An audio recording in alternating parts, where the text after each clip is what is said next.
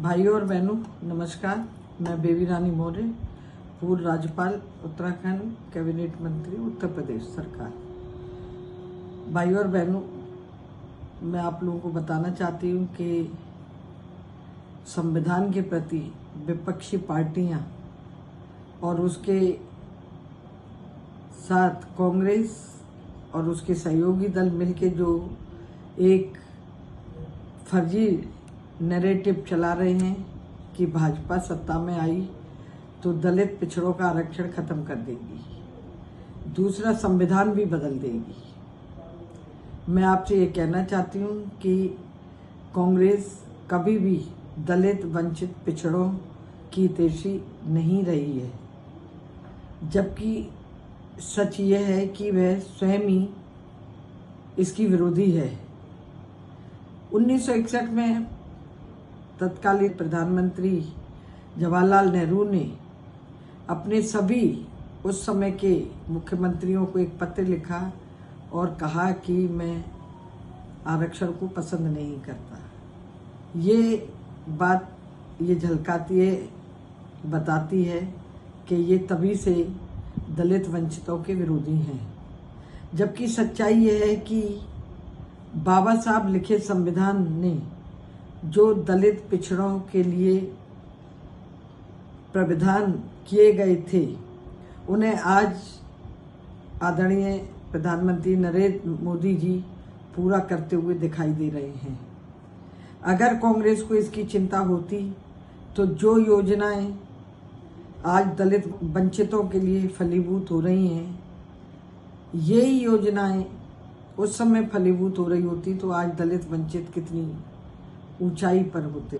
आज दलित वंचितों का विकास व सम्मान स्वाभिमान जिस तरह से बढ़ रहा है, उसके लिए हमारे प्रधानमंत्री नरेंद्र मोदी जी ही हैं।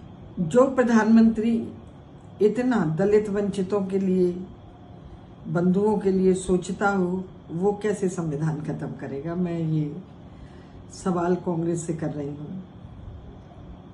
क्या वह संविधान बदलेगा और वह केवल प्रधानमंत्री के हाथ में है?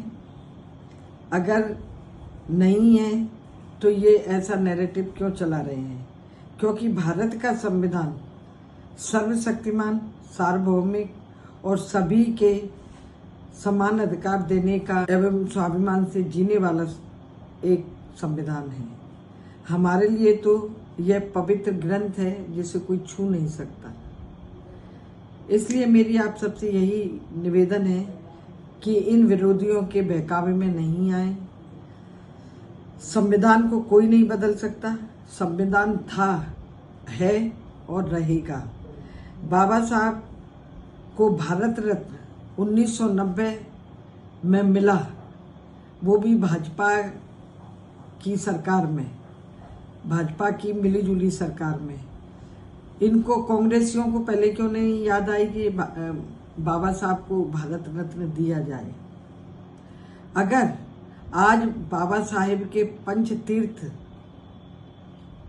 का जो नाम दिया है, जहां बाबा साहब ने जन्म लिया, जहां दीक्षा ग्रहण की, जहां शिक्षा ग्रहण की, जो चैत्य भूमि है और जहां उनके स्मृति चिन्ह शेष हैं, इन पांचों स्थान को अगर किसी ने पवित्र बनाया और पंच तीर्थ का नाम दिया तो वो भारतीय जनता पार्टी है। भारतीय जनता पार्टी एक ऐसी पार्टी जो महिलाओं के सम्मान के लिए, दलित वंचितों के सम्मान के लिए, किसानों के सम्मान के लिए, सभी के लिए कार्य कर रही है। मेरा आपसे यही निवेदन है कि किसी के बहकावे में नहीं आए। कोई आपसे कितनी भी नेगेटिव बात करे, लेकिन हमें भारतीय जनता पार्टी ने जो सम्मान और स्वाभिमान दिया है, जीने का जो स्वाभिमान से अधिकार दिया है, उसी को याद रखें। बहुत बहुत धन्यवाद। जय भीम, जय भारत।